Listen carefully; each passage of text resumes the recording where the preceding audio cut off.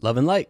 This is Healthy Talk Show for Tuesday, April 16th, 2019. I'm Robert. And I'm Marissa. Healthy Talk Show streams live on Mondays at 8 p.m. Pacific Standard Time. That's 3 a.m. UTC over at healthytalkshow.com/live, with podcast versions available soon after over at healthytalkshow.com/subscribe. Subscribe to our YouTube channel, please. healthytalkshow.com/YouTube. And healthytalkshow.com/support if you'd like to help support the show financially using PayPal or Patreon. It's value for value. If we provide you value, please provide some back in whatever form you feel. And yes, feedback is valuable. Rate us in iTunes, email us, or call and leave us a voicemail, 509-878-3229. Twitch Prime, Amazon Prime. If you have Amazon Prime, go over to healthytalkshow.com/support and click on the Twitch Prime thing. You can give us free money. Yes. 100% free for you and free for us. It doesn't cost you anything. It's included with your Amazon Prime subscription, a little bonus that they throw in because Amazon owns Twitch and they're trying to get them up there with YouTube. Pretty sweet. It is pretty sweet. Show notes for this episode with links of everything we talk about located over at healthytalkshow.com/HTS16. Show housekeeping. We had technical difficulties last night because we usually record on Mondays. Computer issues with Windows and graphics display drivers. Very boring stuff. Sorry. But we're up. We're ready to roll. Tang's ready. Cat's good to go.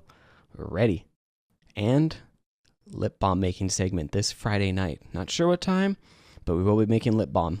And pancakes on Thursday. No, we're not streaming that. No. Oh, I thought we were. No. I'm sorry, I screwed it up. We are not streaming that. We are streaming the lip balm. That's it. There's Come on too now. many We don't things. overload ourselves here. Come on. Can't overload ourselves. We gotta be realistic. Ready to get into the show? Let's do it. All right. Time. Meet Katie Bowman, one woman who helped make the world's first image of a black hole. Followed right behind, the internet's idiots are already trying to discredit Katie Bowman's historic accomplishment. And I have a clip about this. So let's take a listen. Humanity revealed a picture of something so huge and amazing, even Einstein had not dared dream it existed. We have seen what we thought was unseeable. And in the process, one member of the telescope team became an instant icon. Even though we had predicted that if you had a black hole that you would see this ring of light, we didn't know we were going to get that ring of light. And then the internet ruined it. Within hours, there were debates on Reddit questioning her credibility, phony Instagram profiles, and fake Twitter accounts, one soliciting online donations. Many of the accounts are now suspended. And top YouTube results for the name Katie Bowman included a video arguing that she'd done far less work than men on her team. It was the internet at its worst. Ooh. What? That's typical for being a woman in science. So Absolutely horrible. it is, but that's the reality of life as a woman scientist. Very male-dominated field. Yeah, and Boys club. it's definitely a boys' club, and women professors usually have to do above and beyond to be kind of recognized, and I think that bias is really prevalent. Well, there you go. Especially in the hard sciences. So anything involving chemistry, physics, math, all that's very male dominated. But Yep. Well, her colleagues came to her defense, or at least one of them. Andrew Chale, the colleague getting much of the credit in the viral posts targeting Bowman, quickly came to her defense in a now viral tweet of his own, writing, "While I appreciate the congratulations on a result that I worked hard on for years, if you're congratulating me because you have a sexist vendetta against Katie, please go away and reconsider your priorities in life." Straight up. Hey, props to him. That's good. Yeah. You gotta. Yeah, that's bullcrap. I mean, science it's a very collaborative effort. So we need to give everyone credit, Yeah. women included. The whole team. We got to build upon each other. That's right. That's what it's all about. Collaboration. Wall Street Journal. The secret trust scores companies use to judge us all. And since the Wall Street Journal has a paywall, I actually can't show the full story on this. So that's fine. A service called SIFT is used by startups and established companies alike, including Instacart and LinkedIn, to help protect against various forms of fraud. More than 16,000 signals inform the SIFT score, a rating of 1 to 100 used to flag devices, credit cards, and accounts owned by an entity that a company might want to block. This score is like a credit score, but for overall trustworthiness, says a company spokeswoman. One key difference: there's no way to find out your SIFT score. Companies that use services like this often mention it in their privacy policies, but how many of us realize our account behaviors are being shared with companies we've never heard of in the name of security?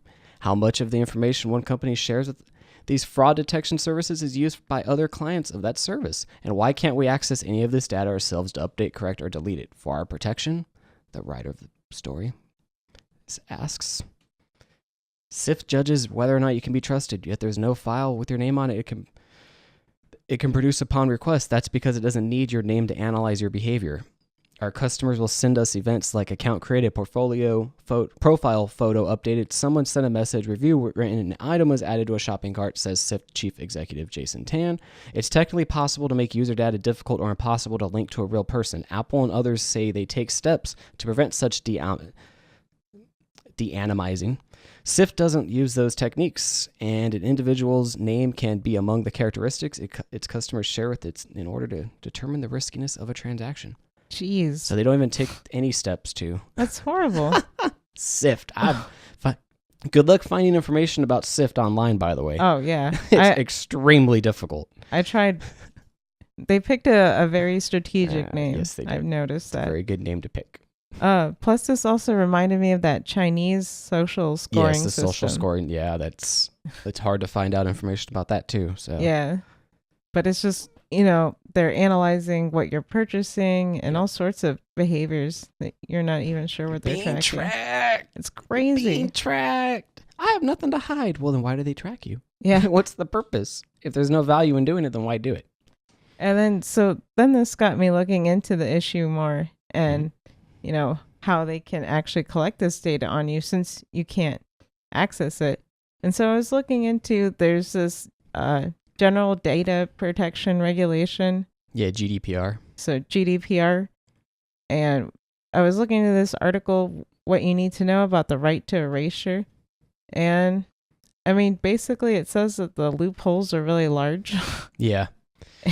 GDPR, I think, went into effect last year because we all got emails about privacy policies being updated to be GDPR compliant from all the companies LinkedIn, all these companies had to be compliant because it was an EU thing. Yeah. And so even though obviously we're not in the EU here at Healthy Talk Show, but because these are worldwide companies, they're supposed to follow these regulations, and they claim that they are GDPR compliant, but it basically says that the right to erasure only applies if your personal data is no longer necessary, which of course they're going to argue that it is to do the function of these companies, which is determine your trustworthiness. So you basically can't really get erased or opt out of this, at least as it stands, which I do not agree with.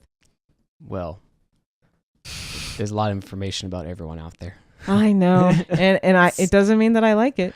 No. I have nothing to hide, but doesn't mean that I need to be tracked. I know. Bloomberg, Amazon workers are listening to what you tell Alexa.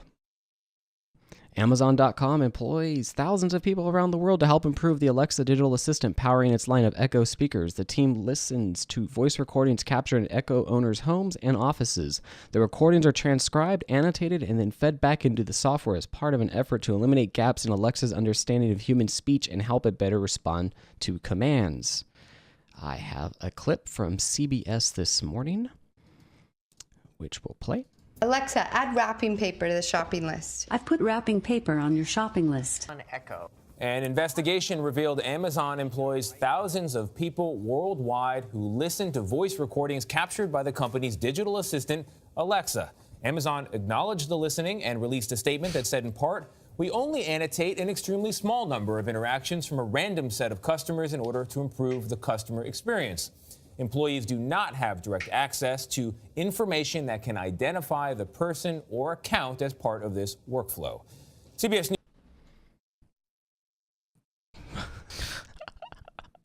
Here we go. Also reported that a lot of this listening is going on in an unmarked building in Romania. Not a good look. Not a good look. Not a good look. What is the legitimate business purpose of this for Amazon? They're trying to make it better. When you say you want wrapping paper added to your list and it hears raccoon paper or whatever it hears, it likes to go back to a human and see why it made a mistake or why it gave you the wrong answer. It is trying to improve the service. Lots of artificial intelligence systems do this. They have the machines give you answers, and they have the humans check it. They feed the humans checking back into the machine gets better. That's for a special kind of party, raccoon paper, right? Yeah. That's right. So the company wants to make it sound as if this is all benign, and it very well might be, but when you have thousands of people doing this and the company saying very small, limited amount, those things don't seem to line up to me. Am I wrong?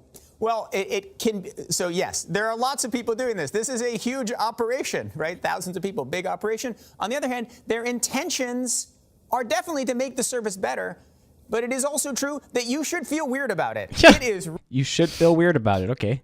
Yeah. Continuing on. really, really weird. And they say there's no identifiable information, right? They don't tie it to your name. But what if we're talking and I say, hey, Alexa, give this to Major Garrett. Major Garrett's being difficult on set. That's pretty identifiable, and the person's going to listen to it and know what's going on. Right. Yeah. Yeah, wow. Yeah. He's like completely, you think this guy's, yeah, no, it's cool, we're all good with it. No, then he flips it around. It's pretty funny. But with the AI learning and everything, I just have to throw in this little story. A lot of people don't know about this. Google got a lot of their voice recognition from a service called Goog 411, which was a 411 service that Google had back when 411 would charge, and it was all robotic. It was all AI, whatever, based. So you'd speak to it, and it would give you the phone number, the place you're looking for. It was all processing, crazy. learning speech patterns, learning all kinds of things, you know. Wow. So that's how they got so good so quick. They were See, I giving didn't away a know free that. service, but just capturing all those voice profiles. It's just another reminder too that there's, actually humans behind this AI learning. We've addressed this before too with the videos and how. What were those centers called? Or what was that? No, I don't remember what the centers were like called. sensor centers, or I don't know, moderators. They're called content moderators or something like that. It was for really weird. Or for Facebook. Yeah. It was primarily It's very strange. Facebook. Yeah. But it was again that people still have to sift through this data. Yep. Some other things that kind of stuck out. Mhm. I like how it says the company, in reference to Amazon, says people who opt out of the program. Oh, I actually have. I have opt-out clip. Hold on. Oh, Sexual perfect. assault first.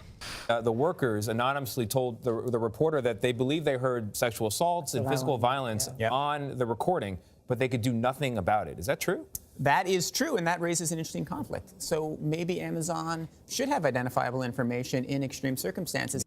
But If there's a warrant, so you can tie it back. But if you do that, then everybody should be much more weirded about their privacy. Very complicated trade-off there. Yeah, because you're getting personal information. You can get bank accounts. You can get what's going on in your home, whether you're having marital problems, problems at work with colleagues, Major Garrett. It's not true. I totally deny it. Absolutely No, not geez. true. I mean, so they're just. Do you think that we're getting to the point, Nick, where we just shouldn't have these devices in our homes? No, I think if you have no, the answer is yes. an argument with your spouse or something, you probably shouldn't have a recording device in that room. I mean, we need to be aware. What the heck? Yeah, I know. How big are the houses that these people are living in? Because a lot of people that I know live in studio apartments. You can it could track you throughout the house. Yeah. So let's want to talk about opting out. You choose to have one of these devices in your house. You are putting a recording device in your house, and you should be aware of the trade-offs. It will give you great benefits: timers, weather, answering questions. But Timers, weather, answering questions. Those are the great benefits of the Which timers. you can still do if you answering manually questions. type it in. Yes, it's not that difficult, and typing speed is good. Being Yeah. able to type is a good skill to have. regardless of whether a human is listening to it, we all know that machines are looking at it. We all know that the data is being fed back into the huge system of Amazon. You need to be aware of what the trade-offs are. Anything you can do about opt out or anything like that? Yes, you can go into your preferences. Now, Amazon does not make this easy, but you can go Of course not. Yeah. Why would they make it easy? Ay, caramba. into your Alexa app on your phone. There's a little hamburger menu on the top. You can click on Alexa Privacy, and then you have two choices. One, you can delete your data, and that will swipe it all away. Delete it. The other thing you can do is you can click a little setting that says something like, don't let Amazon use my data to improve its services. It's trying to push you into not clicking on it, but you can click on it, and then your data won't be fed to the unmarked building in Romania. It occurs to me that if Perfect. Except that they say that they still might have their recordings analyzed by Yes. people. So you can't And really you were saying about opt opting out. Well, yeah, you can't opt out. That's true. Yeah. Occasionally, or more from the Bloomberg article, occasionally the listeners pick up things Echo owners would rather keep private, a woman singing badly off-key in a shower, or a child screaming for help. The team use internal chat rooms to share files when they need help parsing a muddled word or come across an amusing recording. An amusing recording like what? That's what? That was in the article. It's crazy. The Intercept reported earlier this year that employees of Amazon-owned Ring, that's the video doorbell company, manually identifies vehicles and people in videos captured by the company's doorbell camera as an effort to better train the software to do that work itself. Jeez. That's scary. Got anything else before I play this Fox Business clip that has nothing to do with this, but it was really weird that this was in this clip? I mean, my other issue too is they're saying that, you don't have identifying information. Bull crap. But it says in the article that it's associated with an account number as well as the user's first name and device's serial number. I mean, that's these devices private. are they're tracked. You can't. And it's just weird too that, I understand that employees want to let off steam, but it's weird when they're trading clips of you that you. So what if you're having a little naughty time with your partner? They're gonna trade those back on those little instant messaging clients. Oh yeah, check this out. Check out this. Ooh, listen to that. Ooh, listen. Oh my. Yeah. Keep these things away from Healthy Talk Show. Fox Business. We were trying to find a report on this for the Amazon Echo. Hopefully the dogs stop barking. And we found this little gem. I thought it was pretty cool. I'm gonna play it. On AI development, China has a very different approach to AI than the U.S. does. Now, this work with the China National University of Defense Technology could be used for surveillance and censorship. And we know that, Bill, that the Chinese have all this data on its citizens. So, you've got the Chinese looking at listening and surveilling in a much different capacity than the U.S. I don't think the U.S. wants to get to where China is, right? Well, there you go. Or do they? Yeah. It just seems like that's the direction that we're currently headed. Yep. And I don't know if enough is being done to stop that. Or if it's too late, honestly. Probably too late. CNET. Law enforcement taps Google's Sensor Vault for location data, report says. New York Times, tracking phones. Google is a dragnet for the police. Police have used information from Google's Sensor Vault database to aid in criminal cases across the country, according to reports Saturday by the New York Times. The database has detailed location records from hundreds of millions of phones around the world, the report said. It's meant to collect information on users of Google's products so the company can better target them with ads and see how effective those ads are. It's always with the ad selling with these guys. But police have been tapping into the database to find missing pieces in investigations. Law enforcement can get geofence warrants seeking location data. Those kinds of requests have spiked in the past 6 months, and Google has received as many as 180 requests in 1 week. Google declined to answer specific questions about Sensor Vault, but said the company has narrowed how much identifiable information it gives to police. For geofence warrants, police carve out a specific area and time period, and Google can gather information from Sensor Vault about the devices that were present during that window. The information is anonymous, but police can analyze it and narrow it down to a few devices they might think will be relevant to the investigation. Then Google reveals those users' names and other data. Oh, wow! What other data? Good luck finding stuff on Sensor Vault. Yeah, it's hard. Do a Google search for Sensor Vault. You don't find anything, and it's a Google product. Wow, that's weird. Also, so I like the other thing that you mentioned there, that they kind of figure out that a few devices that might be relevant. But then there was an example later where a man was actually wrongfully accused just because he also happened to be in the same area. And what's to protect you from that? Nothing. And then you get into this other argument too of where the police essentially could write you a ticket for curfew, or you get to more of a controlling state potentially. Police Where state. does it end? Police state. Yeah. Police state. I was trying not to use those words, but all I'm saying is, what's the limit here? I don't know. We have to establish that as a society. HealthyTalkShow.com. Ask at HealthyTalkShow.com. Yes. Let us know. At Discord. Reuters. 2 out of 3 hotels accidentally leak guests' personal data. according to Symantec.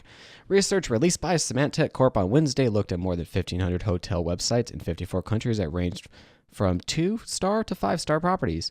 Compromised personal information includes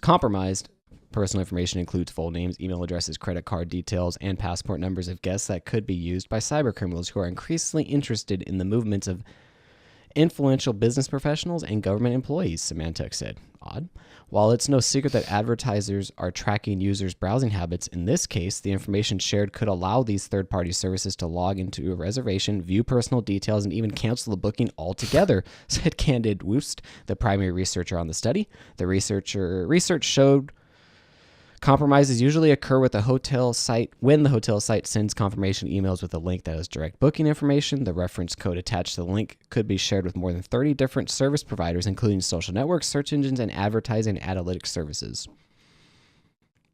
Jeez. More data being compromised. And then this article mentioned Marriott announces Starwood guest reservation database security incident. Actually, let me F11 that. So it looks nicer. There we go.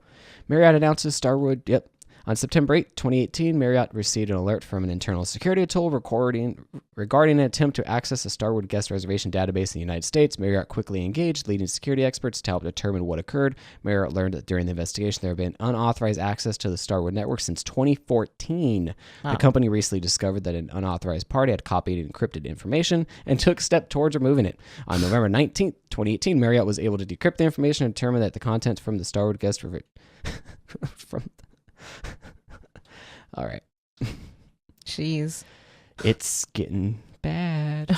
But going back to the GDPR. Yes. They said in their defense they're working to be more GDPR compliant. That's good because the EU will crack down, I think. Well, we'll see. But, I mean, data leaks all over the place. I actually got an email today from someone suing Vizio, it looks like. Oh? Less than 2 weeks left to get money from a settlement to file your claim online. Purchase a Vizio smart connected TV to the internet between February 1st, 2014 and 6, 2017. You can get free money. The class action alleges that between February 1st and February 6, 2017, Vizio violated privacy and consumer laws by collecting viewing data from certain smart TVs for sale to advertisers without sufficient disclosures.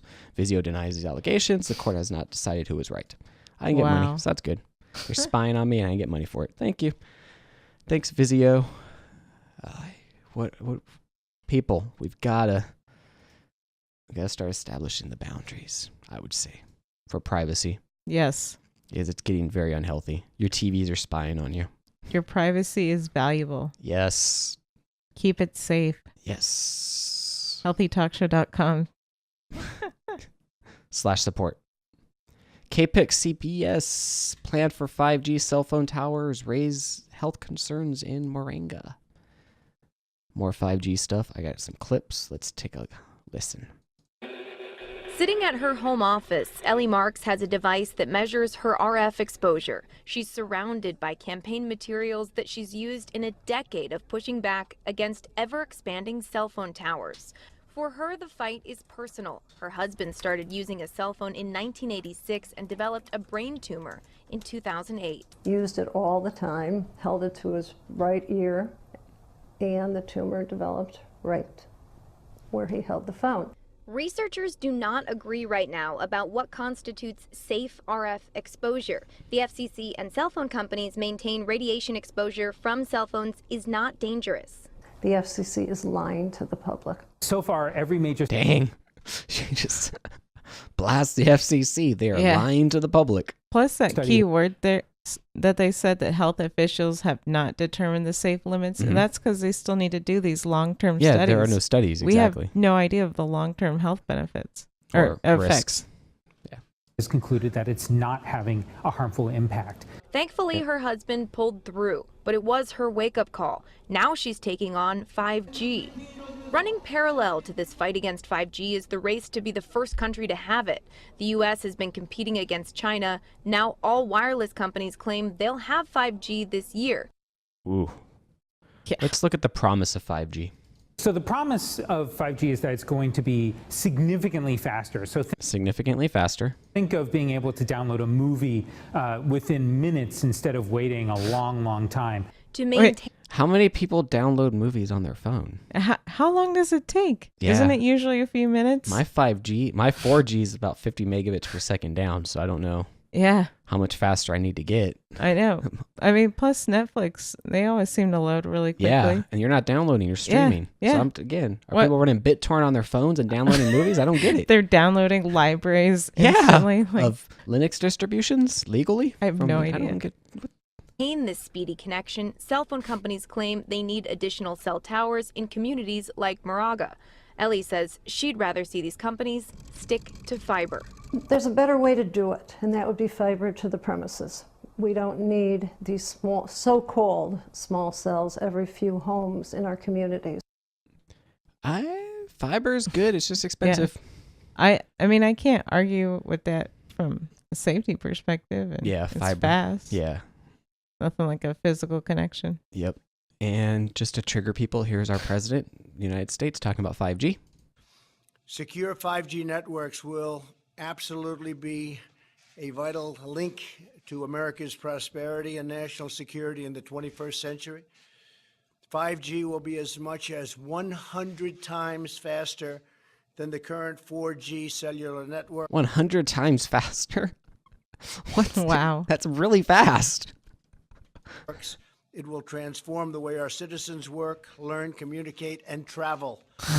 It will make American farms more productive, American manufacturing more competitive, and American healthcare better and more accessible. Basically, it covers almost everything when you get right down to it. 5G is amazing. What doesn't it do? I love 5G. Wow. Amazing.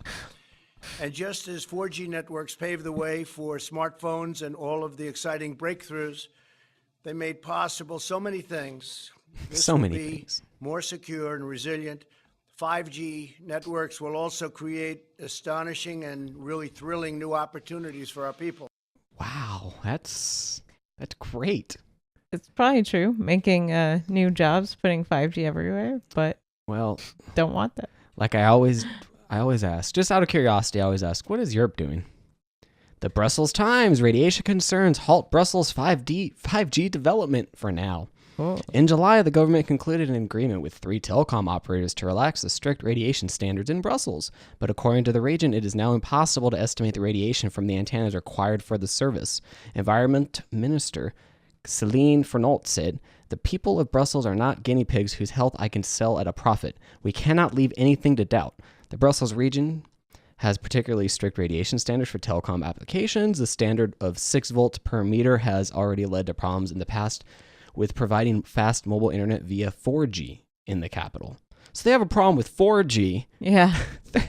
5G is not happening, at least in Brussels. And isn't that where, a lot of powerful decision makers live? Yeah. But props to them. I really liked when she said we're not using our people as guinea pigs. Oh, heck yeah. Fantastic. That's right. And your job is to serve the people. Yeah, that's good. Yeah, protect the people. Well, yeah. At least look out for their best interest. Jeez Louise. From the chat and saying this is basically another way to charge more. Absolutely. Probably true. Oh no, that's all the companies, all these 5G plans that are going to roll out. They're all going to be $10 or $15 more. I think Verizon already announced theirs, and it's already $10 more or something. It's just a way to raise the price. Yeah, it's better. It's more efficient. It's the best, but we're going to charge you more money for it. Wait a second. Can't I just stick with the 4G? Can I go back to 3G and get charged less? I'll take 3G. I'm good with that. Can I take a lower number? 2G? Yeah, 2G's 2G. 1G. 2G's a little slow. All right, the next web. Meet the biohackers who are putting technology into their own bodies. A world in which everyone is wearing powerful computers on their faces may be out of ways, but there are already those looking to past it. To some, the logical endpoint of humanity's relationship with technology is full integration, the augmentation of the brain, the augmentation of the human body. The augmentation of the human body with tech. This is known as biohacking, and there is already a community of those dedicated to the practice. There are a variety of examples, largely coming out of the U.S. and largely performed in DIY environments. From injected serums claiming to cure HIV to the insertion of magnets into fingertips, the biohacking industry is seemingly open to anything. All right, I'm ready for the clip on this. Yes, and the BBC did a good thing called Meet the Biohackers. And let's check it out. Have you got something for me? I've got a chip in my hand. Oh my god. Yeah. And that has my directions on it. It does have your direction. Oh, I can see the chip. It feels a bit like a matchstick in there. Kind That sort of size. Yeah, it's about the size of a grain of rice. Okay, so how do I get my directions from this? So you just bump your phone against the chip, hold it against there, and there you go. Oh yay! And there it is. There it is. It's read the address off that. Right. Yep. Straight into Google Maps. Straight into Google Maps. That is practical. I'm going to put a little chip in my hand. I'm assuming it's NFC, and just so I could program it to do things. Yeah. So I guess I would assume he uses it for light switches at the house. I don't know. His car, maybe. What do you think? I don't understand. Can you the just use. text people his address as opposed? Yeah, Hey, scan my hand. here's the address. Yeah. Yeah. All right. Next one. Meet the biohackers, Livu Babitz. I meet the next biohacker on Hampstead Heath in London. Liviu Babitz has developed something called the North Sense. He can literally feel north. What's inside here? Lots of electronics. So you have a compass chip, you have a Bluetooth, and lots of other stuff that are making it work. And how is it attached? So there are two titanium bars going one from here to here and one from here to here. Oh yeah, I can feel them. Yeah. And a bar in here. Piercings here. They're still a bit red. How fresh are they? So they're not that fresh, but with all the people touching, pushing. With all weirdos like me. Go round, face north. Oh yeah. Yeah. He vibrated. If you didn't get to hear that in the audio, I don't know if it'll come through. It vibrated. Yeah. That's north. Yeah. There. Yes. It's like you're getting a text message with your phone in your pocket, vibrating when you hit north. Yeah, it's a vibration, yeah.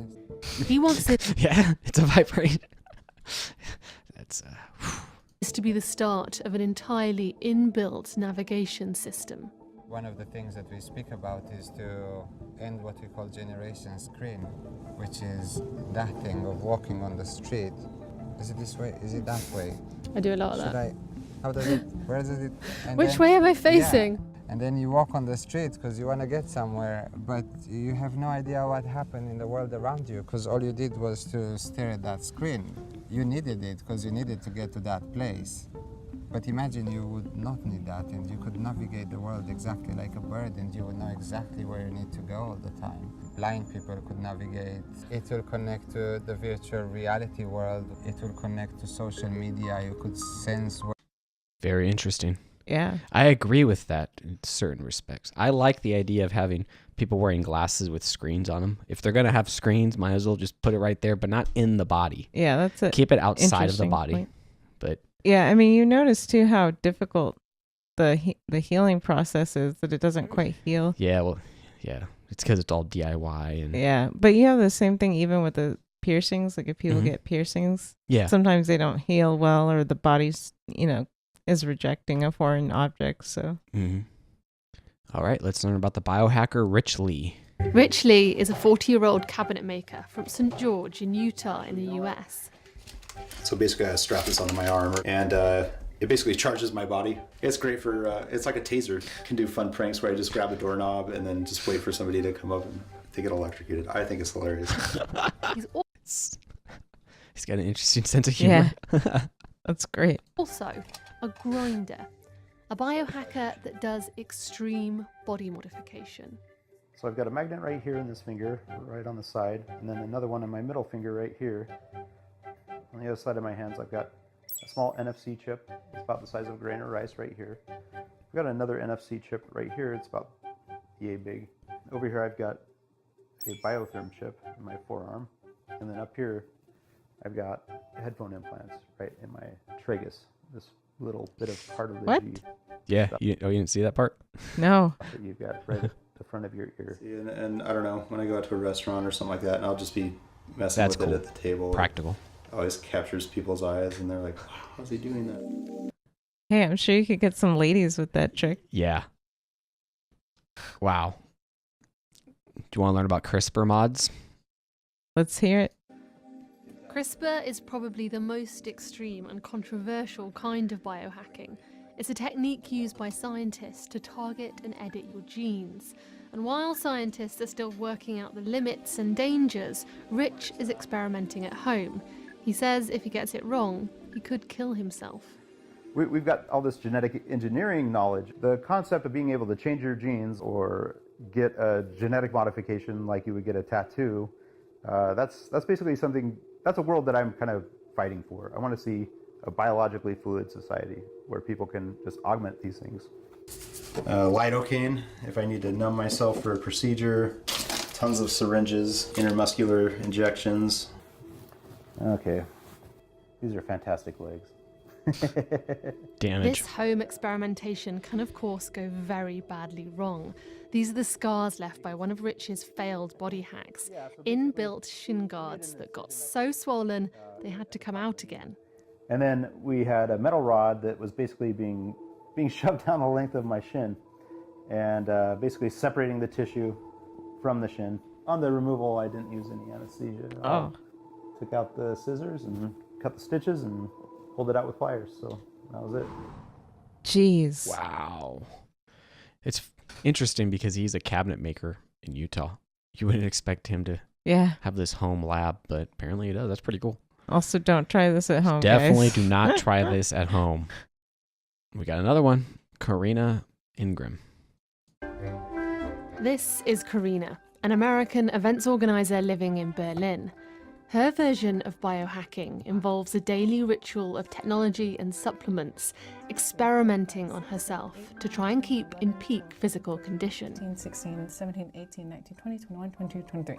23. A power plate, and that is an infrared light. The power plate vibrates you anywhere from 30 to 50 times a second. Oh my god. Oh, the whole room's weird. Yeah, and like I said, it goes all the way down. Makes your teeth chatter. Wow. This is a infrared light, so that's really good for pain. It's actually really good for your skin as well. It helps build collagen. Oh, great. Yeah, so I usually combine the infrared and the power plate together. Karina keeps her legs bare like this, even outside in freezing cold Berlin. It's her cheap biohack version of cryotherapy, or cold therapy. So these two things are like what you would consider your big biohacks? Yeah, those are the most tech biohacks. I also eat a ketogenic diet, so what's that is a high-fat, moderate protein, low carbohydrate diet. Keto. There's a follow-up. I had an accident, and there was about 40 kilo metal tint that fell on my head and knocked me out. I had a really bad concussion where I was having a hard time walking. I couldn't talk. Anytime I went to talk to somebody, it was like I could say all the words in my head, but when I went to speak, nothing. I was just like. So my boss at the time told me about a specific MCT oil that was called brain octane. And you drink it, and supposedly it's really good for your brain. I drank it, and that day, it's like my brain turned on, and I could actually hold conversation, and I had I could form sentences. This is nice. The brain octane oil was like a gateway drug. It was just it just opened the floodgates. It's like, if this works, this one little thing works so well, what else can I do? First of all, who did the camera work on this video? Yeah, especially with this segment. I know the guy was shot from head level, and then they shoot her from underneath. She's wearing it really short because she keeps her legs bare. Yeah, I know. They knew what they were doing. Jeez. I know. But, I mean, it's interesting. I think people, should be free to do what they want. Yeah, it is kind of the absolutely. Wild West out there. Yeah. Genesis, when we had him on the show, he kind of dipped into some aspects of this. But again, he's reading papers and it's all experimental. It's all you try. You're experimenting on yourself. And, it's cool that she got positive results with that MCT oil, but we don't know how much of that is just placebo effect or who knows what other compounding factors. She should probably try experimenting on herself to figure it out and see if she can eliminate some factors. I don't know. That's what I would do. Because I don't like spending money. It's still interesting, but I also wonder about the risk of infection, man. Yeah. Jeez. All right. Well, the most useful use of the biohacking stuff, the Lovetron 9000. Finder Rich Lee works on his most ambitious project yet. I've got so many vibration motors, it's not even funny. The Lovetron 9000, a very long-running plan for a built-in vibrator to be installed under the skin just above the penis, basically designed to turn him into a sex god. A material that was made to like simulate flesh. It wasn't too big of a stretch just to say, I'm putting a vibration motor in my body. Why not have one downstairs and become a sex cyborg or something like that? Yeah. I've been through so many prototypes. I think I'm on number 10 right now. I was really close to implanting number 7, and right before implantation, I was running for some final tests, and there was just a small switch that broke inside. I estimate that I've sunk maybe $15,000 into it. Jeez. Still running into hurdles, but we're getting there. My parents and my kids have been really supportive. You know, some things they just think are kind of gross, but I don't pester them about golf, and they don't pester me about biohacking. That's a dedication. Yes, it is. Biohacking. There it is. Yeah. We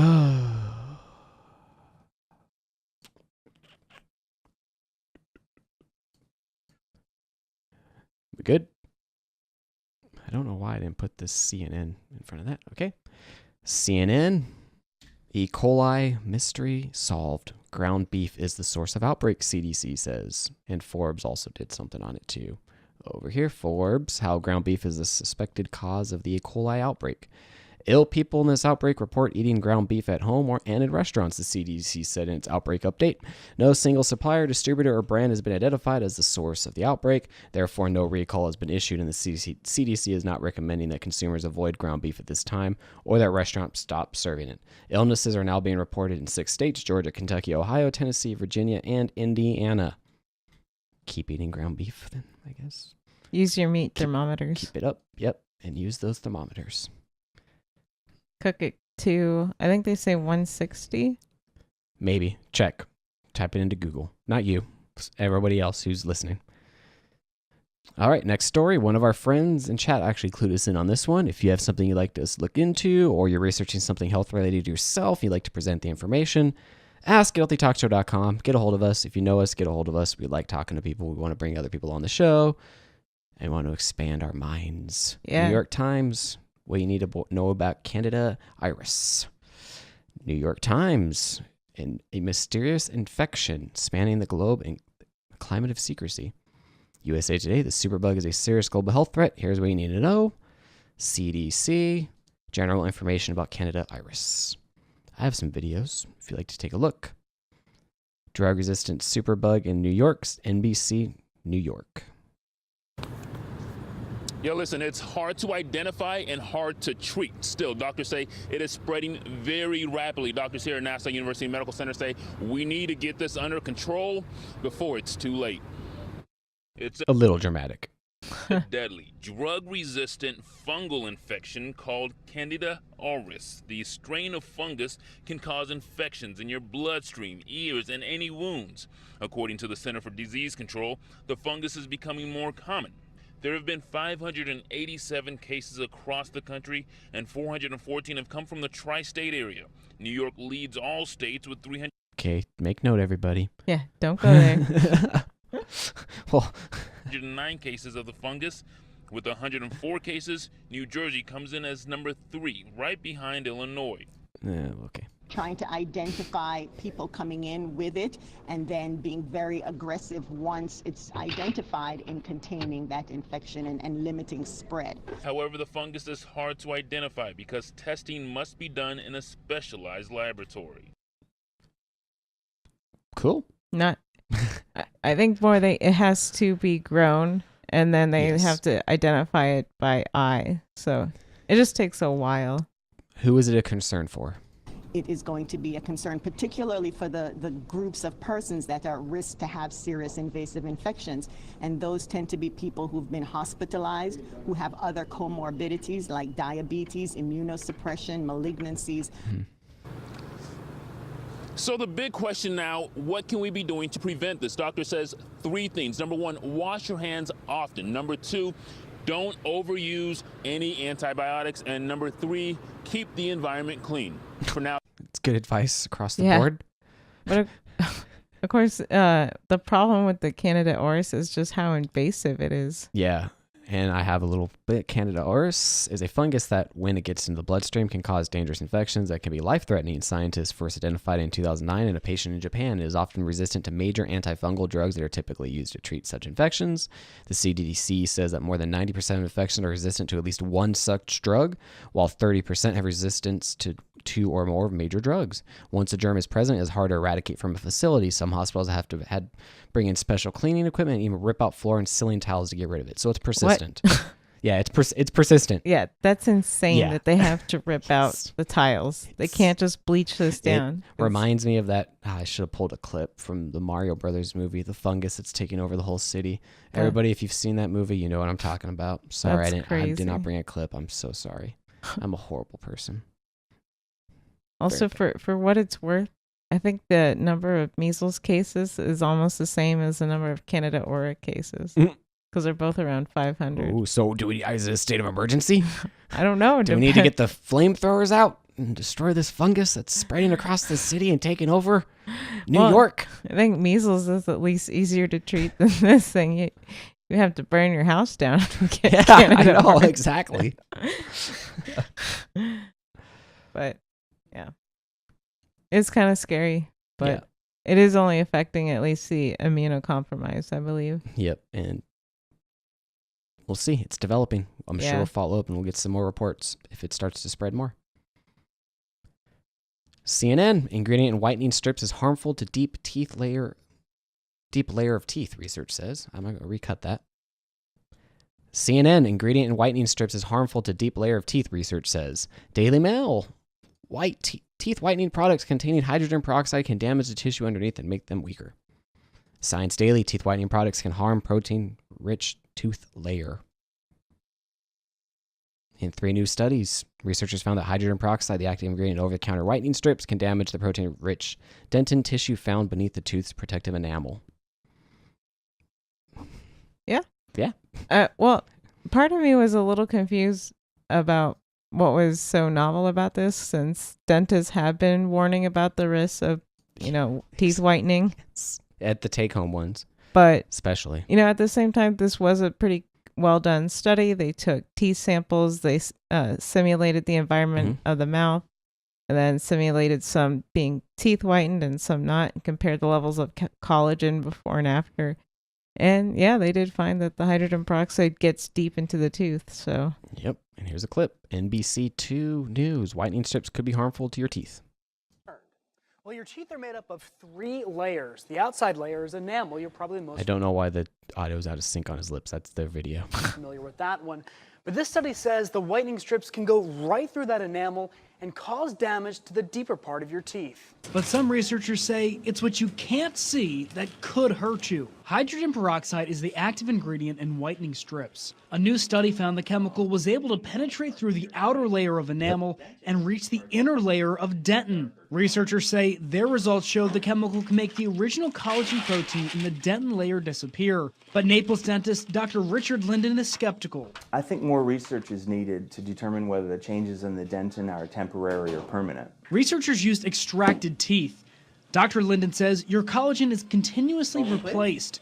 Unlike extracted teeth, the human body repairs itself. If you've ever had a tooth worked on, filling done, it was a little sore for a while and then that soreness went away, it's a perfect example of how your tooth heals itself. Since the research is still in its early stages. And the researchers actually address that. Yeah. They point out their experiments did not address whether collagen and other proteins in the teeth can be regenerated, so it is unknown if tooth damage is permanent. Why do people want such white teeth? That's the question I ask. I blame social media or media. It's just, why gotta do they look need good, to be gotta be ridiculously perfect. white? Why? I don't know. That's the conventional norms. Yeah. CNN.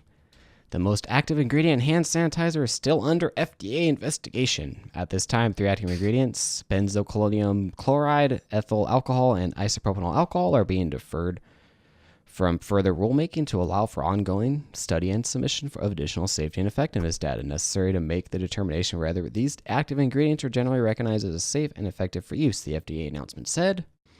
I have a clip. The U.S. Food and Drug Administration rules that dozens of active ingredients cannot be used in the antiseptic rubs. But the agency still wants answers about the most common active ingredient, ethyl alcohol, and 2 other ingredients. The status of those ingredients will be addressed either after completion. What's your take? What?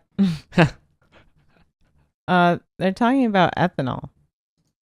And we drink ethanol. Yep. So I'm really confused why they're continuing to study it. And what is the alternative? Because what's great about alcohol is it just disrupts the outer cell wall, essentially, of the bacteria, and then destroys it. So that's a lot less harmful to you than other methods of antibacterial. What are other methods that people would be using, say like mouthwash or something? Well, it's interesting you bring that up because one of those is silver. So silver does have antibacterial properties, but people are becoming worried about the use of silver because the silver works by binding to the DNA and disrupting the DNA.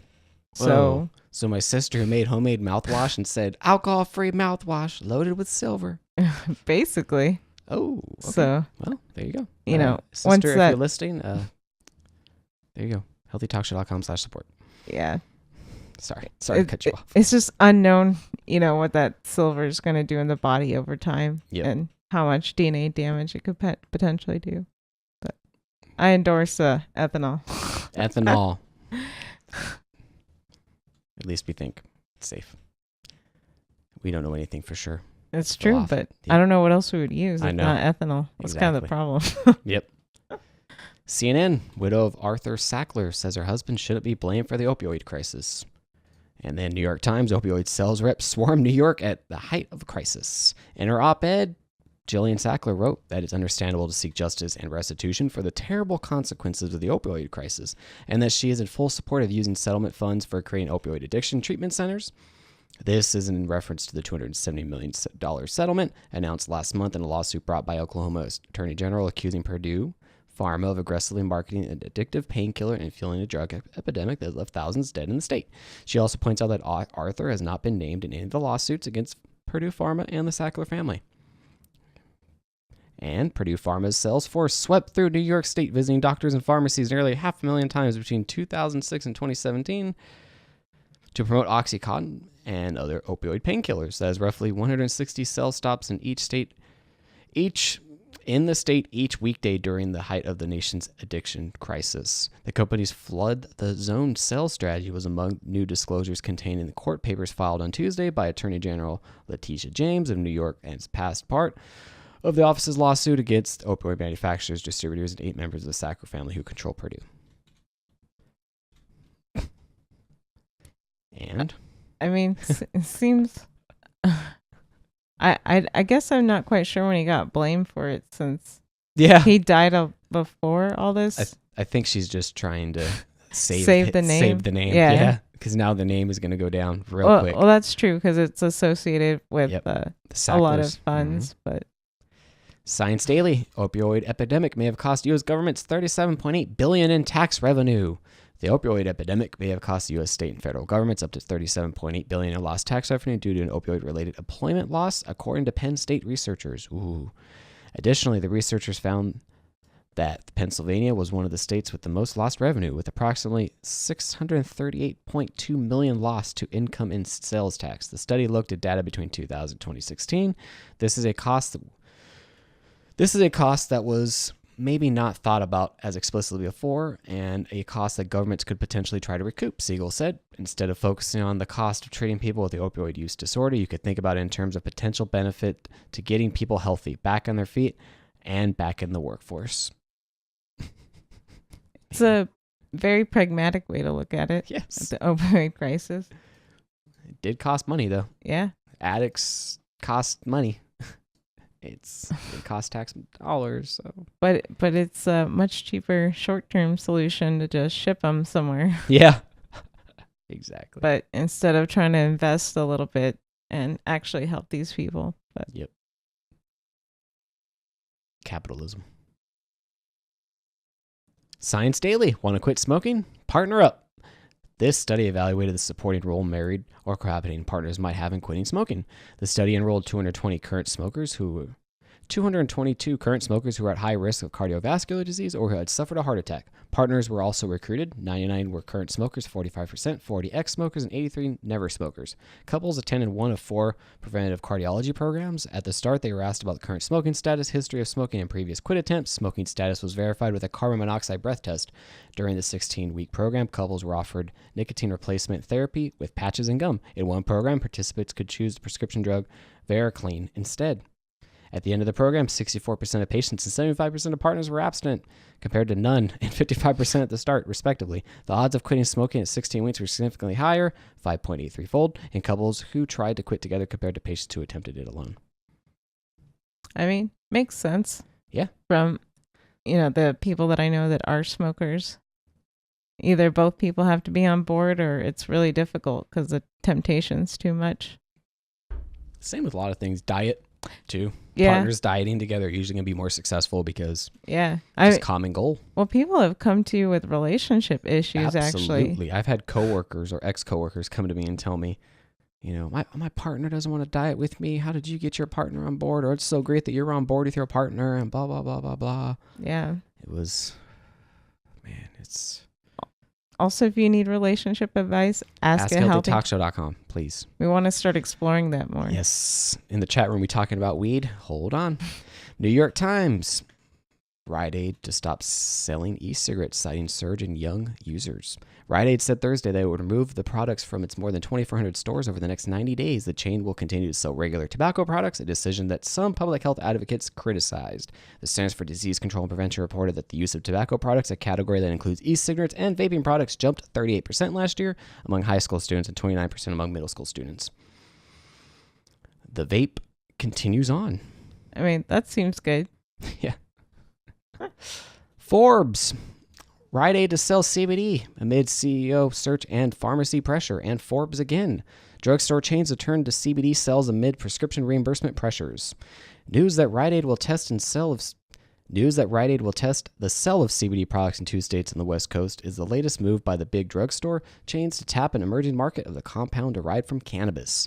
Rite Aid's pilot of CBD sales follows similar tests disclosed in just the last month by CVS Health and Walgreens Boots Alliance, which are all seeing intensifying reimbursement pressures for prescription drugs. Pharmacies are receiving less money for filling prescriptions as prices for generic drugs have dropped. Walgreens said it is offering CBD products in nearly 1,500 stores in Oregon, Colorado, New Mexico, Kentucky, Tennessee, Vermont, South Carolina, Illinois, and Indiana. CVS began selling CBD products in select stores in California, Colorado, Illinois, Indiana, Kentucky, and Maryland, Tennessee. These stores will be carrying topicals like creams, sprays, roll-ons, and lotions. Man, everyone wants to get in on the CBD thing now. It's funny that they're having issues with big pharma, essentially, and they're going to weed. Yeah. That's what I'm reading. That's a lot of people's issues. That's why they try marijuana, is because they're having issues with the prescription drugs. The costs are too high, the weird side effects. And now even Rite Aid and Walgreens are saying, hey, CBD might be okay. I mean, give the people what they want, right? Exactly. Let's go buy stuff from Rite Aid and Walgreens. Let's go buy CBD-infused products. They're not going to do edibles or anything, though.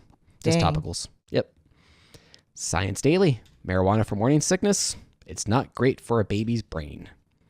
Previous research has shown children born to mothers who use marijuana during pregnancy are more likely to develop behavioral problems as well as learning and memory impairments. This new research offers further confirmation on those findings and pinpoints how the drug alters the intricate connections in nerves in the hippocampus, the brain's center for learning and memory. The research team raised several groups of rats and exposed some of the females to a synthetic chemical that activates the same proteins as cannabis while they were pregnant. They used a dose equivalent to moderate to heavy marijuana use in humans. Examining the brains of the baby rats, they found the connections or synapses between the nerves and the hippocampus were reduced in those exposed to the synthetic cannabis. Upon further examination, the evidence the root of the problem was a reduction in neural cell adhesion molecules, a protein important for maintaining proper neural connection and synaptic strength. The findings suggest that it may be possible to counteract marijuana's effects by increasing the NCAM, though more research is needed to understand the mechanisms involved and determine whether the findings from the studies in animals would translate to human babies. Just stay away from the marijuana. Yeah, I want to be clear. Just because kids might be watching Healthy Talk Show, and I talk a lot about cannabis, Kids should not use cannabis. Yeah. I don't think they should. Yeah, your brains are still developing. Exactly. Developing is I have a lot of issues. Do not mess with the development of the brain, the body, nothing. So I think 18, well, legally, a lot of states, I think California is 21, so you can't even smoke if you're 18. So And your brain is still developing when you're yes, in your early 20s. So wait till the legal age. Yep. Let those synapses form. Yes. Seriously. I did not start consuming cannabis until I was 30. That was a year ago. Maybe 2 years ago. Yeah. But that was the first time ever. I never did it before that. I'm serious. He had to develop his brain. Yes, I had to develop my brain. Very important. It's very important to develop the brain. The brain is very important. We Seriously, need to develop though. it. Kids, seriously. No stay joke. away from that stuff. For adults, it's completely fine because, once you hit 21, it's all downhill anyways. Don't say that. New York Times. Native American women are facing a crisis. Native American women and girls are facing an epidemic of violence. They are being killed or trafficked at rates higher than the rest of the U.S. population. On some reservations, women are 10 times as likely to be murdered as the national average, according to the Justice Department. Some simply disappear, presumably forced into sex trafficking. These cases often go unsolved. Now, 3 senators are hoping to combat this epidemic. The bipartisan bill called the Not Invisible Act of 2019 was introduced last week, aimed to change what the Indian Law Resource Center has called lack of diligent, adequate federal response to these crimes. The bill would create an advisory committee of local, tribal, and federal stakeholders to devise the best practices to combat the problem and make recommendations to government. Efforts would include paving the way for federal agencies, law enforcement, elected tribal officials to collaborate more easily. Some scattershot data on this serious issue includes 84% of Indigenous women have experienced physical, sexual, or psychological violence in their lifetime, according to the National Institute of Justice. 1 in 3 Native American women have been raped or experienced an attempted rape, according to the Justice Department, more than twice the national average. 13% of sexual assaults reported by Native American women result in arrest, according to the Justice Department, with 35% for black women and 32% for white women. 506 Indigenous women and girls who have disappeared or been killed in 71 urban American cities in 2016, according to a November report by Urban Indian Health Institute. 2016, 5,712 Indigenous women and girls were reported missing, but only 116 were logged by the U.S. Department of Justice's Federal Missing Persons Database, according to the National Crime Information Center. That was a lot to say. Man, that's horrible. Yes. And I know there are a lot of issues with the tribes, just speaking locally, with cooperating with governments just because of history and all that. It's interesting. There's yeah. I mean, the women too, we need to come together and support each other. Yes. This going missing and this is horrible. This sex trafficking seems to be more and more prevalent. Something we're going to be looking into. We definitely stay need to safe and healthy perspective. Look more into this and figure out what's causing it, and just support one another as women. Yes. And people allies, we all unite. Yes. Please. Forbes, FemBeat, is vaginal health still a taboo in business? The word vagina is either medicalized or sexualized in today's world, and it's certainly not a popular term in Silicon Valley. Yet, startups in the femtech space are starting to use it more openly in their pitches and marketing outreach. While women are often deemed hysterical and irrational, it seems like it's more the men who need some hormonal adjustment, according to the writer. These testosterone-filled VCs who happen to handle hundreds of millions of dollars in committed capital are known for their dislike of the word vagina, making it harder for female-first startups to raise money. VCs aren't the only ones shying away from the word. However, tech giants like Facebook also shown an inherent bias when it comes to their ad policies. As an example, the writer did a little experiment. Femtech brands had their ads banned and removed for using the word related to vagina, vaginal, vaginosis, mucus, while ads using terms sperm and condoms were left untouched, says the writer. Great, interesting piece. Why are people so afraid of the word vagina? I have no idea. I don't understand that. That's one of our goals on Healthy Talk Show. Bring it back. But another interesting thing too is there is a market for these products, because they mentioned how on Kickstarter they were able to raise lots of money, and lots of the female-led campaigns have been very successful on there. Yep. So why aren't these venture capitalists acknowledging that there's a market? That is the question. I'm sorry, I'm looking for a clip that I forgot to put in. Oh, no worries. And I don't have it. Dang it. I'm very upset about this. It was about the South Korea thing. It's okay. Yeah. We're rolling. The only other thing that I was disappointed about was they had vagina shirts, but they're, I think, $40. That's very expensive. We all need vagina shirts. But not for that much money. CNN, South Korea to legalize abortion after 66-year ban. I had a clip, but I lost it. South Korea's 66-year abortion ban must be lifted by the end of 2020. The country's constitutional court ruled Thursday. 7 out of 9 judges ruled that outlawing abortion was unconstitutional. Votes from 6 judges were needed to overturn the ban. Lawmakers now have until December 30th, 2020 to revise the law. Termination of pregnancy after 20 weeks will remain illegal. Previously, women who had abortions in South Korea could face up to a year in prison and can be fined up to 2 million won. Don't worry, it's only $1,700. While doctors or healthcare workers who help terminate pregnancy could be jailed for up to 2 years. Oh, sheesh. Wow. So that's good. South Korea, finally, Yeah. So something else I didn't realize that South Korea also had government campaigns to reduce the number of children per household. Ooh. I guess similar to the China's policies. I think, that's not a good idea. Yeah, but same with the Chinese, the South Korean culture, they favor the males, so the female children were getting aborted secretly. So some issues there. Yes. Wow. But that's good in terms of female reproductive rights. So vagina. Absolutely. Vagina rights, right? Is that what vagina it is? rights. That's what we Vagina got to start rights. saying. We got to normalize vagina. Oh, no. HealthyTalkShow.com/support. Help us normalize vagina. New York Times, living near a major highway tied to developmental delays in children. Science Direct. There's the study. Prenatal and early life exposures to ambient air pollution and development. Going back to New York Times, researchers studied 5,825 children living in New York State outside of New York City. The study summary said 4,089 singletons and 1,016 twins born between 2008 and 2010, which adds up to 5,105. So one of the numbers is askew. I caught that when I was adding up some numbers there, Marissa. Dang. Typos. I'm exposing the corruption. I know. Parents periodically filled out a well-validated questionnaire that tracks developmental milestones in children from age 8 months to 3 years. Milestones encompass physical, verbal, and social domains. They calculated the proximity of the children's addresses to interstates and state highways using data from New York Department of Transportation, estimated air pollution exposures using federal government data. After controlling for maternal age, race, smoking, birth weight, and many other factors, they found that compared with children living more than 1,000 meters away from a highway, those living within 500 meters were twice as likely to fail in the verbal and nonverbal communication domain. The association was similar with other developmental domains, but did not reach statistical significance. It seems like it was done well, but I still have some questions because 1,000 meters versus 500 meters doesn't seem very far. It's not that far. And when you're talking about pollution, it can travel really far and everywhere. And once you start thinking about pollution too, you have to think about how long these species live and where they're traveling, the wind patterns, where they tend to settle.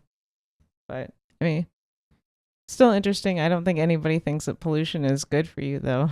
No, I think we can all agree that pollution's bad. That's Science Daily. Millions of children worldwide develop asthma annually due to traffic-related pollution.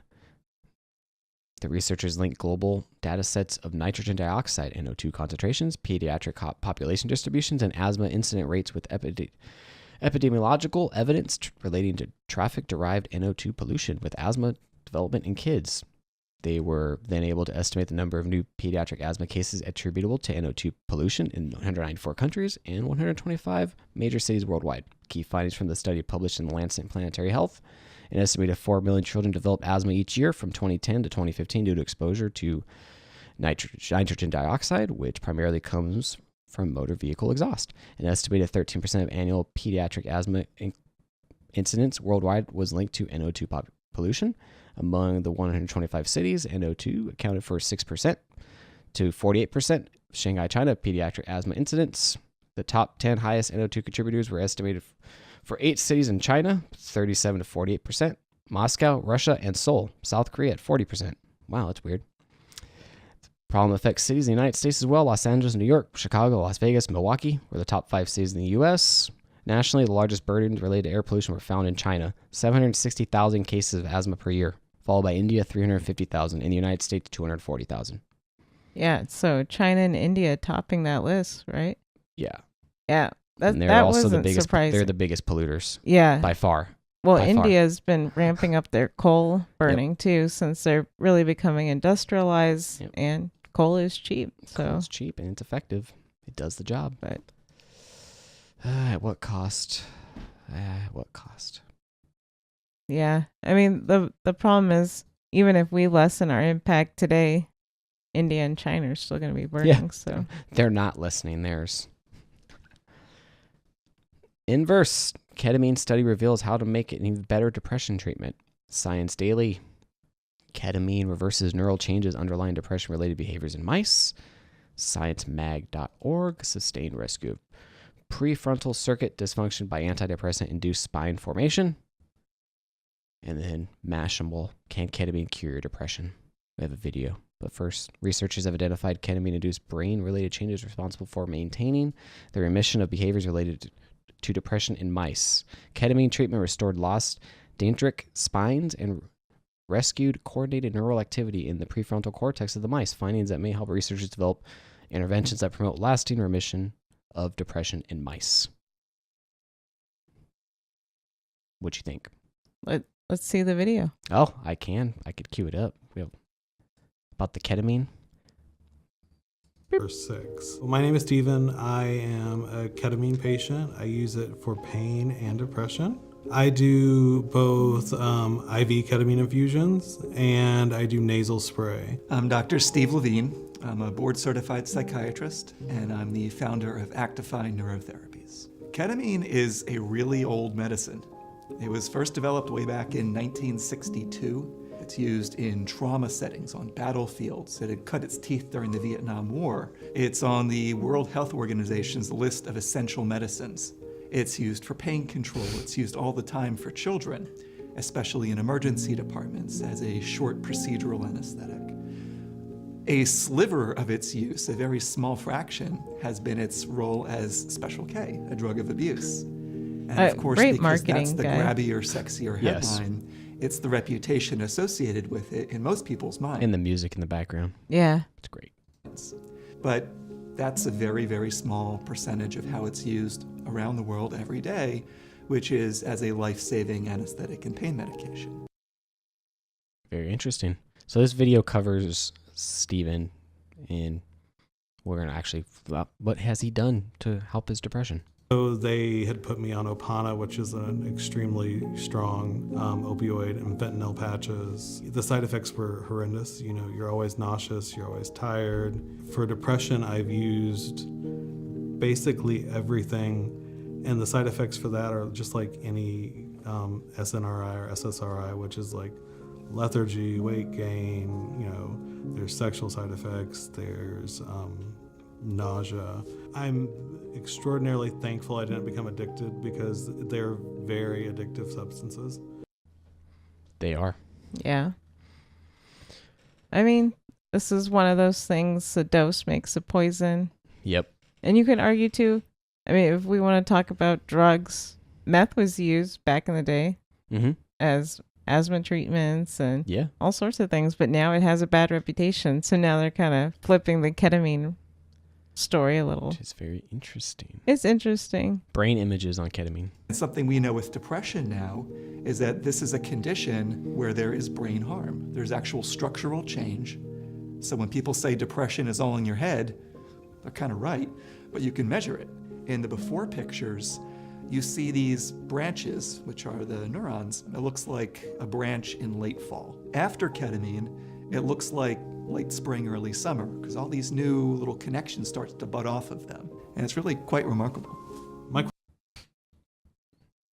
This guy still has great marketing skills. It's spring, it's happy. Yeah. But, I mean, at the same time, it does show some promise for people. So. Absolutely, and this mouse study does the same thing.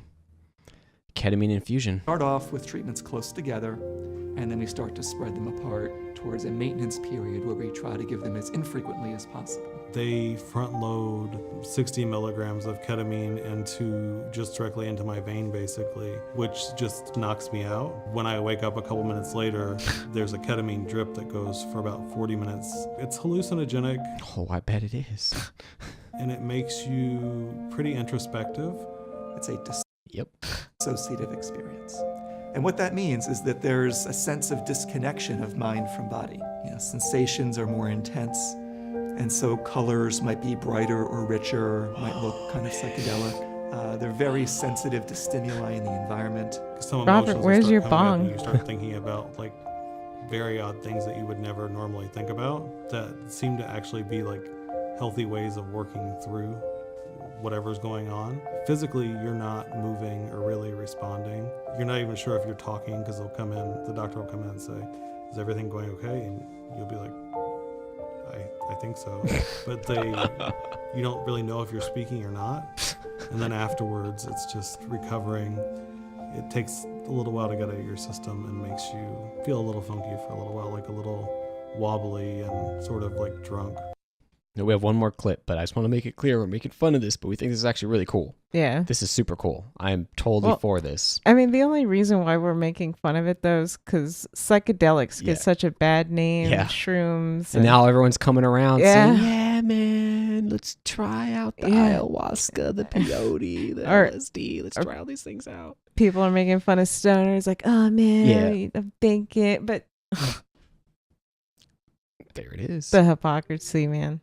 Mashable, last one. Can ketamine cure depression? What's the price? Infusion costs between $500 and $800. The nasal spray I use is $115 a month. At our centers, we have 9 around the country. We charge different prices at different centers, but on average, it's about $450 per treatment, which is expensive.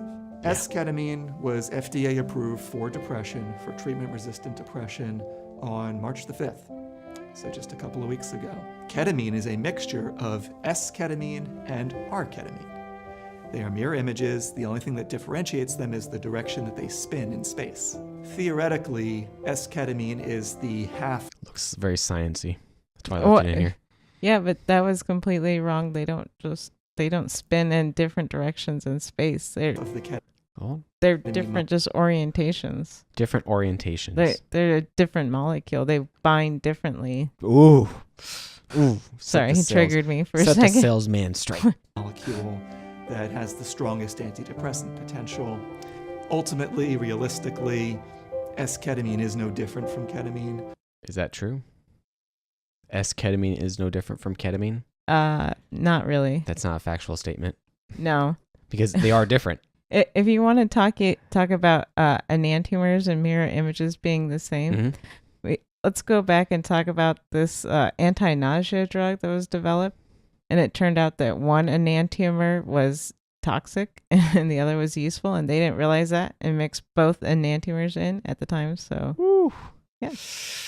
So they reacted. The reason to FDA approve nasal S-ketamine as opposed to IV regular ketamine, what's called racemic ketamine, is purely a business decision. S-ketamine, which they just released, does have prescription discount cards, things like that, but it's a much more expensive drug. There it is. Well, business majors can't trust them when they explain ketamine. Apparently. And I think you got confused too with the optical rotation, because different enantiomers have different optical rotation, which means they rotate light differently and polarize light. But yeah, he made it sound like they would only spin in one way, kind of like my dog only spins in one direction. Your dog only spins one way. That's true. Anyways, moving on. Forbes. Why more kids are going to the ER for swallowing objects. A study published in Pediatrics showed that the rate of young kids going to emergency departments for swallowing non-food items more than doubled from 1995 to 2015. They performed a retrospective analysis using data from the National Electronic Injury Surveillance System for children of less than 6 years of age who were treated because of concern of foreign body ingestion from 1995 to 2015. National estimates were generated from 29,893 actual cases reviewed. Here are the most common objects swallowed. Coins, 61. 6.7%, toys 10.3%, jewelry 7%, batteries 6.8%. Kids. Yeah, well, this study basically answered my question and my hypothesis, because my initial thought was this is probably increasing because people are on the smartphones. Don't pay attention to their children. And that was exactly their thought That's what as they well. said, yep. And they based it off of the coins, since, we should still have roughly the same amount of coins available, but people are swallowing them at increased rates. So maybe we should put down the phones and look at our children. Yeah. Or don't have kids. Don't say that. If you don't want to get off the gram. Don't say that. Who uses coins nowadays from the chat? Great point. Well, apparently kids are swallowing them. They use coins still. The kids are not in for the cashless. Yeah, the kids don't have credit cards yet. If they did, they'd probably think about it. Yeah, swiping. Or tapping now. Tap to pay. Fancy at Costco. CDC, stay healthy at animal exhibits. Eureka alert! Petting zoos could potentially transmit highly virulent drug-resistant bacteria to visitors.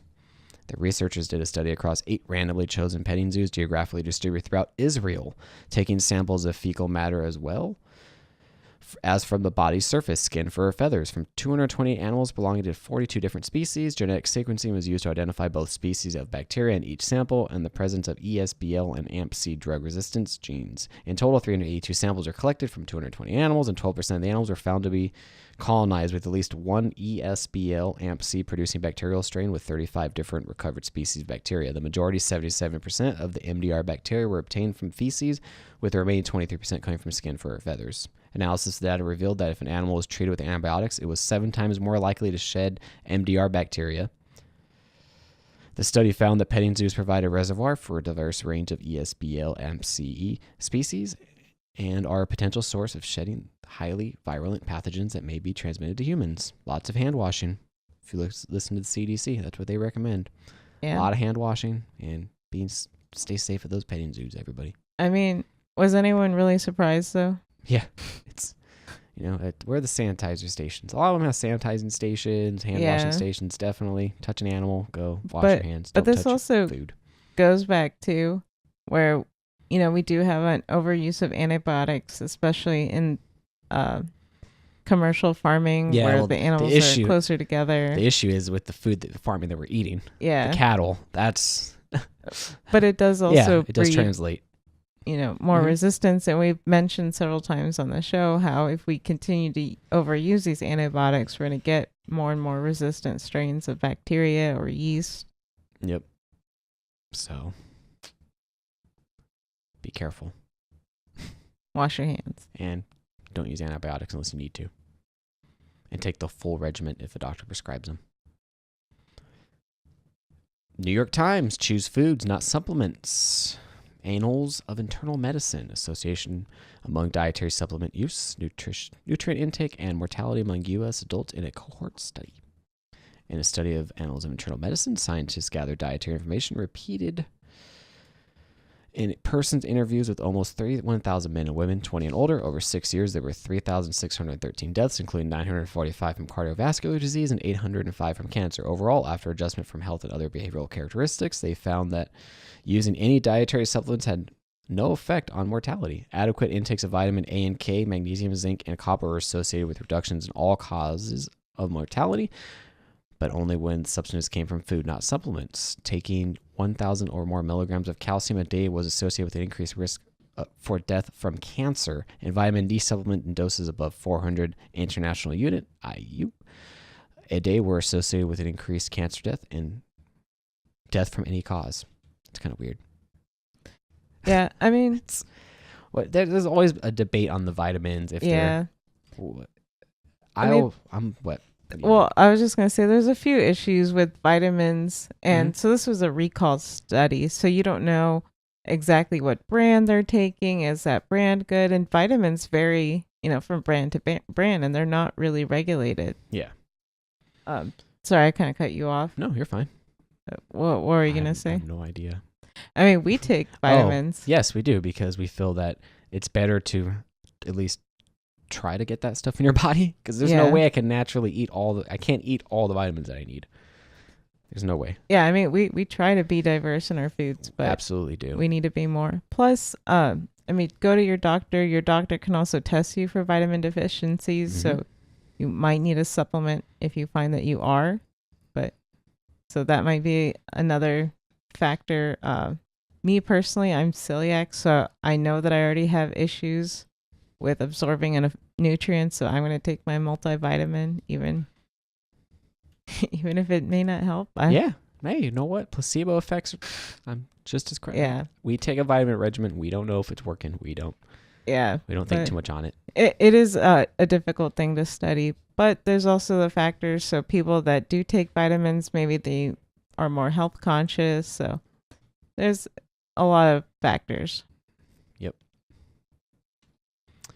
New York Times, very low cholesterol may increase stroke risk. Science Daily, low cholesterol linked to higher risk of bleeding stroke in women. Researchers found that very low LDL or bad cholesterol and very low triglycerides are associated with an increased risk for hemorrhagic stroke, the type caused by a ruptured blood vessel in the brain. For the report, neurology researchers reviewed data on total cholesterol, LDL, HDL, good cholesterol, and triglycerides for 27,937 women. During an average follow-up of 19 years, there were 137 hemorrhagic strokes. Why do I have such a hard time? They found that women with LDL levels below 70 or more than twice as likely to have hemorrhagic strokes as those with readings between 100 and 129. Under 100 is generally considered normal. Women with triglyceride readings below 75 had twice the risk for stroke compared to those with levels above 156. A triglyceride level below 150 is considered healthy. There was no association of stroke with HDL or total cholesterol. This study is controlled for hypertension, smoking, physical activity, mass index, and other factors. So key takeaway, you kind of want to be somewhere in the middle. You don't want your cholesterol to be too low or too high. Find the balance. I thought that was pretty interesting too. They commented on why they thought this was the case, and they said that low cholesterol may result in arterial medial layer smooth muscle cell necrosis. So, and that this may make the endothelium more susceptible to aneurysms. So I thought that was interesting. Very interesting. Cool study. New York Times, eat meat, live longer. AJCN, I don't know what that stands for. The American Journal of Clinical Nutrition, dietary proteins and protein sources and risk of death.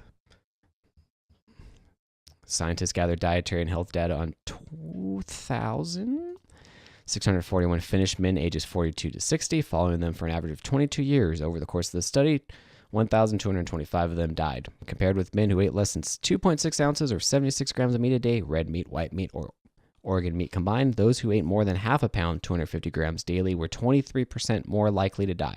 Higher intakes of protein were not significantly associated with an increased risk of premature death, except among those with serious disease. And consumption of protein in fish, eggs, dietary food, and plants did not affect mortality. But the researchers found that the higher the ratio of meat protein to plant protein, the greater the risk of early death. Yeah.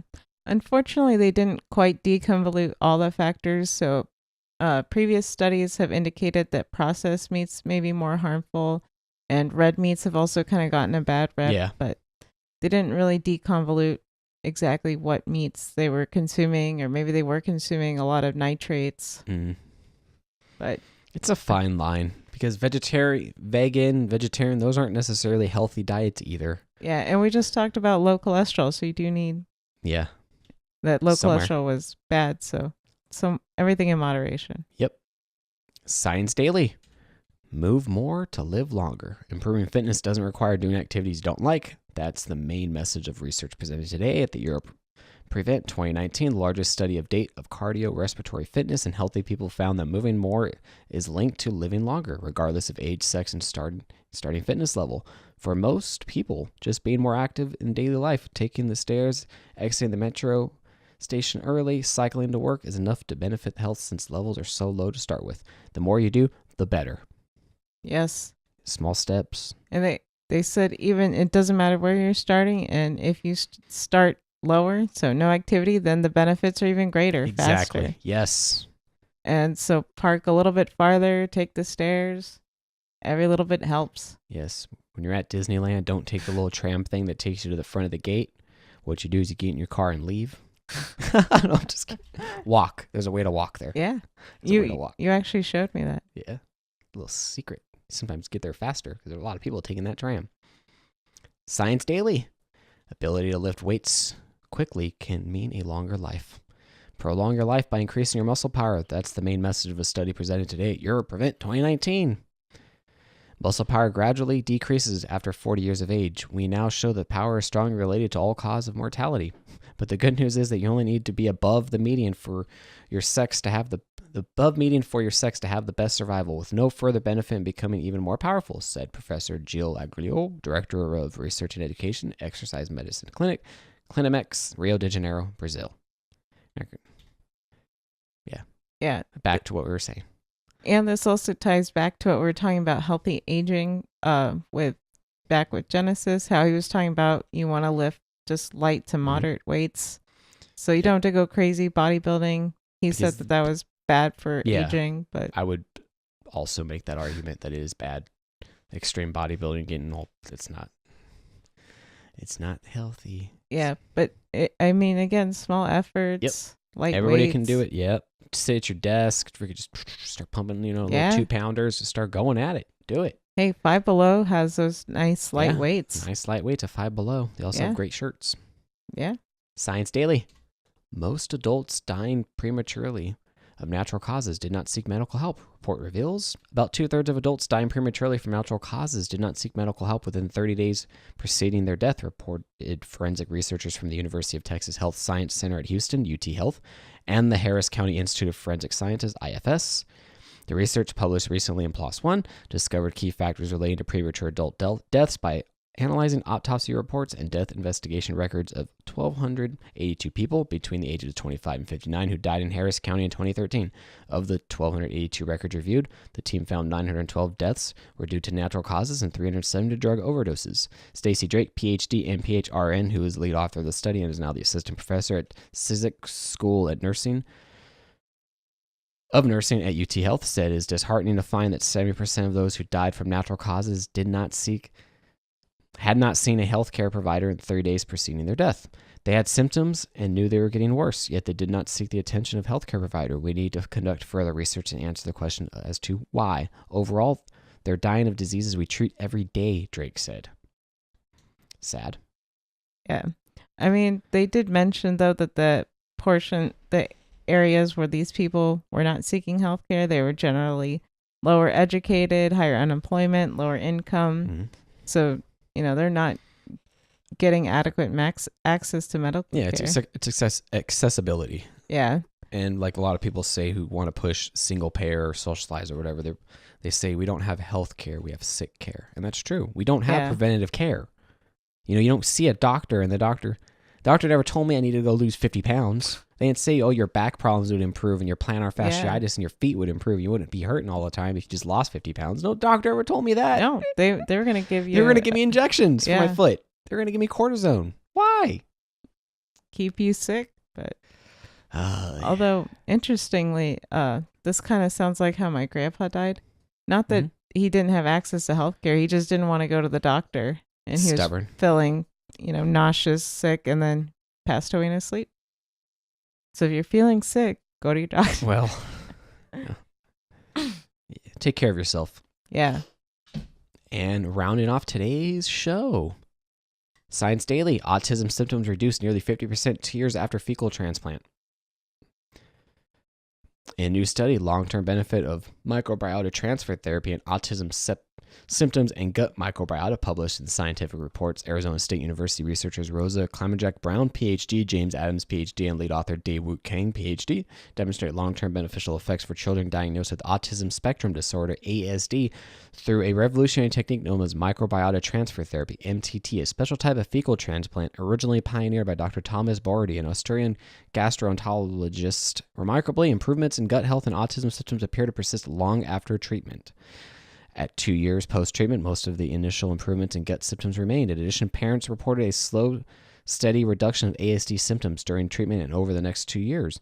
A professional evaluator found 45% reduction in core ASD symptoms, language, social interaction, and behavior, and 2 years post-treatment compared to before the treatment began. That's encouraging and so cool and interesting science. Fecal transplant. It's really awesome because we're still working to understand the relationship between our gut and our brain and how that affects everything from depression, we're saying, or apparently autism, which I was unaware of. But it's also interesting how these effects are long lasting. Yeah. And the study kind of indicates, because they don't know why this is working for autism. It's very complex. Yeah. But they're thinking it's because it's just overall general health. Your gut health gets better. Your body gets better. Everything starts getting better. You know, it's the core reactor, I guess. It starts firing up. Very interesting. Well, and a lot of people say that you need to have a diverse species of these gut bacteria to help. And if you are missing one of these species, maybe that's where ailments occur. Yep, exactly. I mean, personally, I have an interest just because, again, I'm celiac. So what if I could get a fecal transplant or something? Yeah, get someone with great gut bacteria. And I don't know if that's been researched enough, but it's definitely something to look into. Yes. Thanks for tuning in. If you found value and useful information in this show, please support the show by emailing us, ask@healthytalkshow.com, leaving us a voicemail, 509-878-3229, or supporting us financially over at healthytalkshow.com/support. We'd love to hear from you. Thanks again. Love and light. Love and light.